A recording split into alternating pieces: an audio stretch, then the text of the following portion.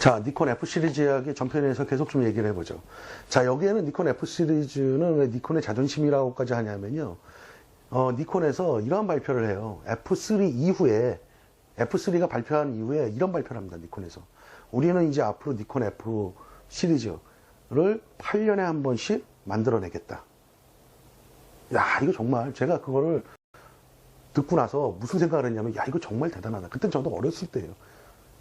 근데 80년도 때 들은 건 아니고요. 저는 이제 니콘 F3를 87년도에 샀죠. 87년도에 샀는데 제가 사실은 사진과 87학번입니다.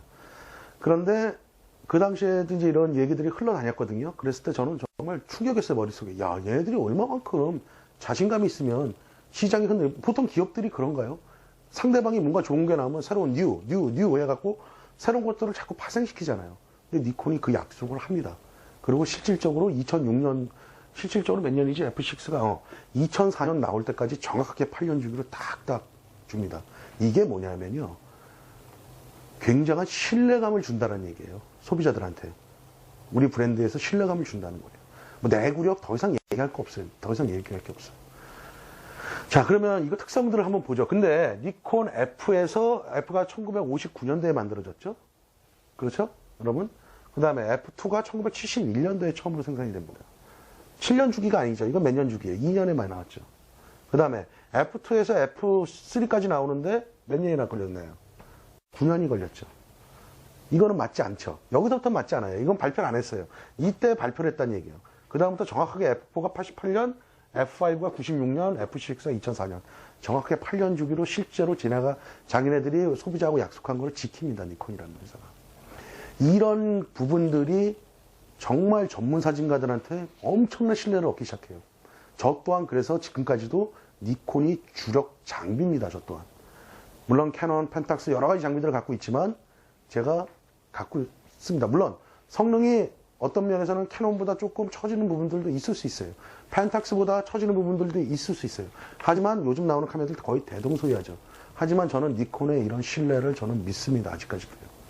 그 다음에 미쓰비시 중공업이 갖고 있는 그런 뭐라 그래야 될까, 그런 힘, 그 뒤에서 뒷받침해주는 저력, 그런 것 또한 저는 믿습니다. 제가 니콘 카메라를 사랑하는 이유 중에 이런 부분들이 가장 큰 거예요. 그 다음에 또 하나의 큰 거, 가장 큰 문제가 뭡니까? 바로 니콘 F 마운트라는 방대한 렌즈를 다 쓸 수 있다는 거예요. 요즘 뭐 디카에다 뭐 G 렌즈 자체, G 렌즈는 이제 조리 기능이 없는 거죠. 그거를 F3나 이런 데는 쓰진 못해요. 조리 기능이 없기 때문에요. 하지만 그런 몇몇 개의 렌즈를 빼고 나서는 모든 렌즈, SLR, 1959년도에 F가 나오면서 만들어진 SLR 렌즈부터 시작해갖고 지금의 오토포커스 렌즈까지 G 렌즈 한두 개, 몇 개를 빼놓고서는 몇몇 개의 기능을 제외하고 모든 렌즈를 쓸 수 있는 이 방대한 렌즈가 전문 사진가 집단의 신뢰도에 일조를 한다는 얘기예요. 그게 바로 니콘의 F 마운트입니다. 니콘 1959년도에 F를 만들면서 니콘 렌즈를 쓸 수 있는 F 마운트를 같이 만들죠. 그걸로 통일해갖고 지금까지도 니콘의 F 마운트도 하면은 니콘 렌즈, 모든 렌즈를 다 걸어서 쓸 수 있다는 거예요. 이거 여러분들 엄청난 겁니다. 일례를 들어볼까요? 라이벌 관계는 자꾸 캐논하고 관계를 갖는데요. 제가 니콘을 하니까 캐논이 안 좋은 얘기를 하고 캐논을 할 때 니콘에 좀 안 좋은 얘기를 할 거예요. 그랬을 때 캐논은 어떤가요? UF1이 지나고 EOS 650 시리즈가 도래하면서 그게 80년대 중후반 정도가 되는데요. 그때 어떻게 해요? 캐논은요? 고민과 고민 끝에 마운트를 바꿉니다. 그래서 옛날에 구형 매뉴얼 렌즈들은 안 맞죠. 미놀타 마찬가지로 알파 7000을 1980년 중후반에 만들고 발표하면서 마운트를 바꿉니다. 그 당시에 캐논이나 미놀타를 썼던 많은 일본뿐만 아니라 전 세계 사진가들이 그 메이커에 대해서 배신감을 느낍니다. 저 또한 배신감을 느꼈고 수십 종류의 카메라 렌즈들을 지금도 바디가 UF1이 아닌 이상은 쓰질 않고 그대로 보관을 하고 있다는 얘기예요. F1에다 물론 꽂아 쓸 수 있죠. 하지만 최신형의 니콘 1DS 그런 카메라에들은 안 맞는다는 얘기죠. 물론 아답터를 꽂아서 써라.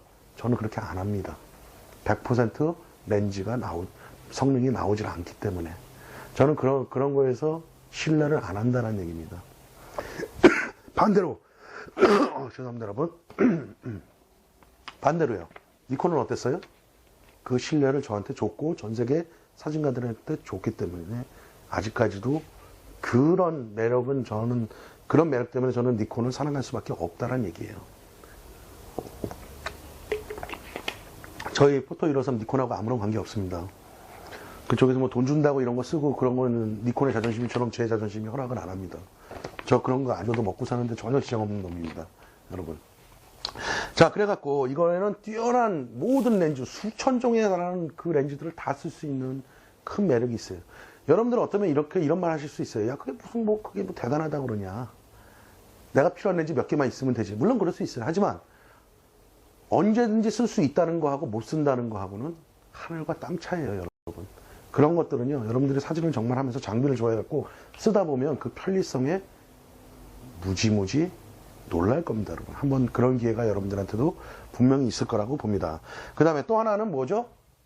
여러분들 펜타프리즘이라고 하시죠? 펜타프리즘. 위에 대가리, 오각형 대가리. 그래갖고 우리가 그 펜타라 그러잖아요, 펜타. 그 펜타프리즘이 다 떨어진다는 거예요. 뭐 하나 빼고? F6 하나를 빼고는.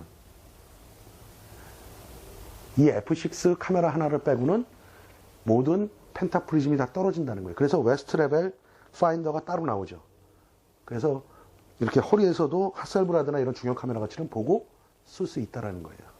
이거 참 매력이에요. 옛날에요.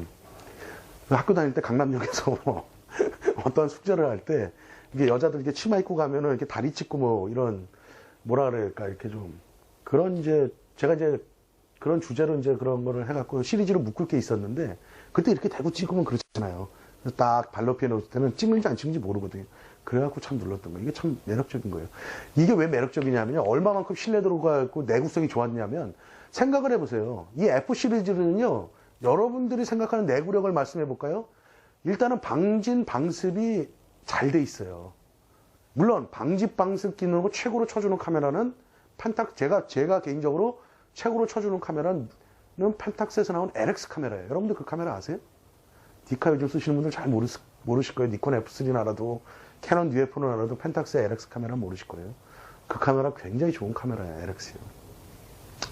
그렇게 방습 기능들이 이 카메라들도 뛰어나거든요. 근데 위에 대가리를 뺀다면 어딘가에 유격이 생길 수 있다는 얘기예요. 그런데도 그걸 띄면서까지도 방습 기능을 했다는 얘기예요. 근데 F6에 와서는 그 기능이 빠집니다. F6에서는.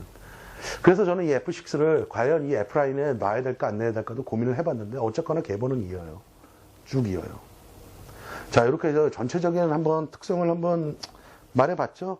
그러면 자, 그래갖고 현재까지 발매된 F 시리즈가 몇 가지 기종이 있으며 그 다음에 이게 몇 년도에 생산이 됐는지를 이 다음 편에서 계속 얘기를 해보고요. 만약에 제가 F3를 얘기한다 또는 F2를 얘기한다 했을 때 그 기능 자체는 제가 따로 나중에 빼서 할 거예요. 그냥 몇 년도에 이러이러한 카메라가 F 시리즈가 족보를 이어간다. 그 정도까지만 니콘의 전시 F 시리즈를 다뤄보기로 하겠습니다.